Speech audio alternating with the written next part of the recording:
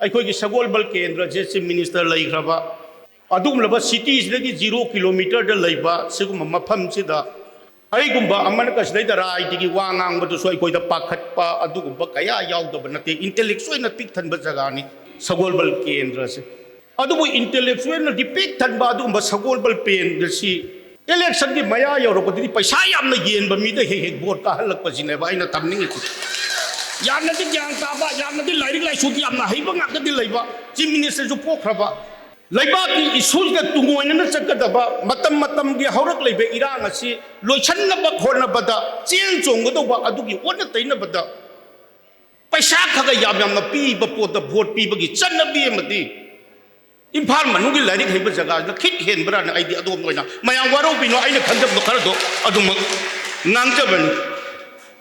अदुना हुजकिदा इम्फाल मनुंग से खबर कागज होटेल चा थागा फमद नैनबदी यामना कल्ली इलेक्शन थादब जो परसेंटेज से इम्फाल मनुंग ख्वाइदि नेमबनी 55 60 लोरे स्वाइदा थादर कदोइबसी अदुना अइखोइना ngasi da leiba asida da ngasi थेंगरी बसी करिनो हाइबदा अइखोइना शासन दब सरकार न हाइरि बचे डेमोक्रेसी का न तौरगा अइखोइना खंजब मिहुलगा शासन तोलिबजे अतैगी नतेब मकोई मकोई सिना कारगा न शासन तौर अकांदा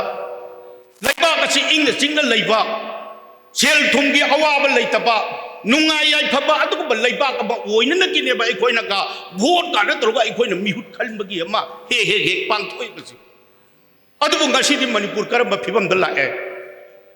अखोई अदुम खंगरबनी 2000 दगी 2001 दगी भारतीय जनता पार्टी ना मणिपुर पालखिबा मतमदुगी वारी लीरुबगी कानते सिगुम्बा इम्फाल की सगोलबल केंद्र दा आइना मदु लीरुबई मथौसु तादि